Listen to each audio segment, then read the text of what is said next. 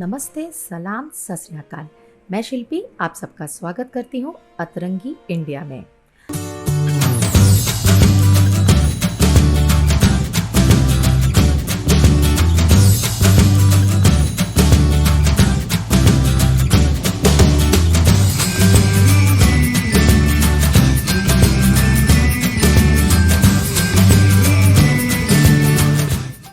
हमारा इतिहास बहुत ही रोमांचकारी और अद्भुत किस्से कहानियों से भरा हुआ है।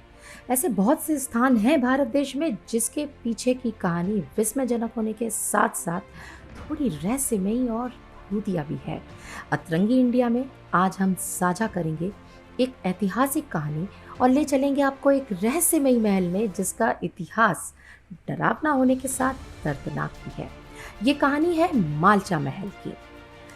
दिल्ली के चाणक्यपुरी में सरदार पटेल मार्ग पर जंगल में करीब आधा किलोमीटर अंदर स्थित है मालचा महल या विलायत महल। ये महल 700 साल पहले शिकार गृह के रूप में फिरोज शाह तुगलक ने बनाया था और उनका मकसद था कि जब भी वो शिकार के लिए आते थे तो वहां पे आराम फरमाते थे। आज की तारीख में ये शाही महल लवारिस खंडहर बन चुका है।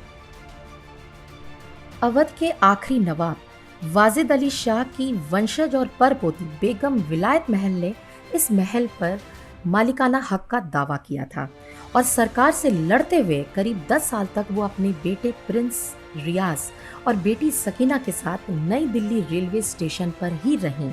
और जब भी उन्हें सरकार ने वहां से हटाने की कोशिश करी तो उनके डोबरमैन कुत्ते सरकार के अफसरों के ऊपर झपट पड़ते थे और वो खुद भी उन्हें धमकी देती थी कि अगर उन्हें वहां से हटाया गया तो वो सांप का जहर खा के खुदकुशी कर लेंगे।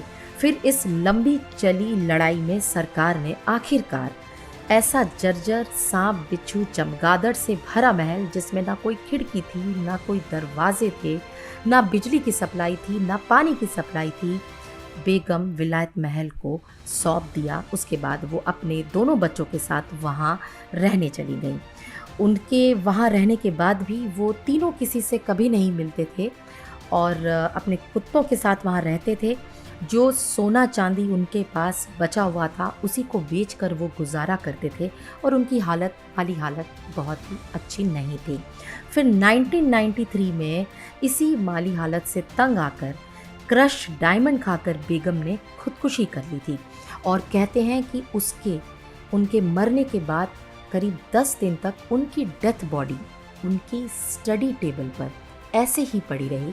उनके दोनों बच्चे अपनी माँ की, जिनको वो हर हाइनस कहते थे, उनके मरने का मातम मनाते रहे और उसके बाद उन्होंने 10 दिन बाद उनको वहीं पे दफना दिया।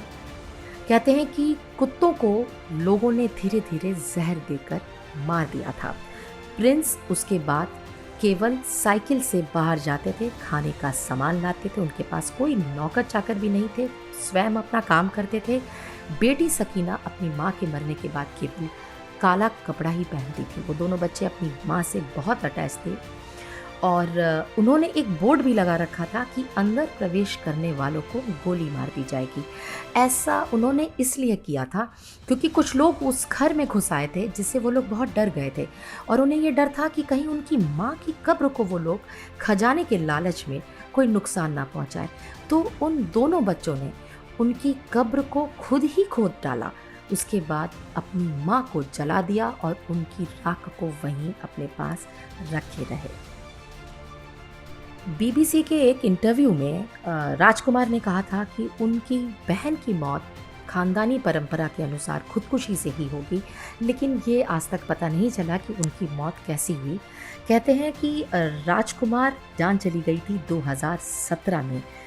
राजकुमारी सकीना का कुछ भी पता नहीं चला कि उनकी जान कब गई। एक बार इनकी जान के बाद सरकार ने निरीक्षण करने के लिए 2 रिपोर्टर्स को वहाँ भेजा था जो कभी भी वापस नहीं आए। ये भी कहते हैं कि कुछ दोस्त वहाँ पे घूमने के लिए उस भूतिया महल में घूमने अंदर गए थे तो वहाँ पे उन लोगों ने एक औरत को घूमते हुए देखा। बर्तनों के गिरने की आवाज़ें आ रही थीं और उन्हें वहाँ पे कुत्तों के भौंकने की आवाज़ उस महल में आ रही थी और बर्तन खुद ब खुद गिर रहे थे। उन्हें वहाँ पे किसी के होने का पूरा पूरा एहसास हुआ। उसके बाद से वहाँ पे लोग जाने से डरने लगे। शाम के वक्त वहाँ कोई नहीं जाता था और वो महल इसी तरीके से निर्जन और वीरानी स्थिति में रहा। इसके पीछे की ये जो कहानी है कि वाकई बहुत दर्दनाक है कि किस तरह कि एक वक्त के शाही नवाब के वंशज गुमनामी की ज़िंदगी जीने पर मजबूर हो गए। तो अगर आप इस महल में जाने का मन बना रहे हो तो अकेले तो बिल्कुल ना जाएं और शाम के वक्त तो बिल्कुल भी ना जाएं।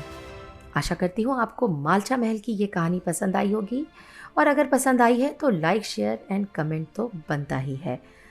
तो फिर हम फिर मिलेंगे आपके साथ एक अजूबे सफ़र पे और ऐतिहासिक कहानी के साथ में। तब तक के लिए धन्यवाद। अपना ख्याल रखें।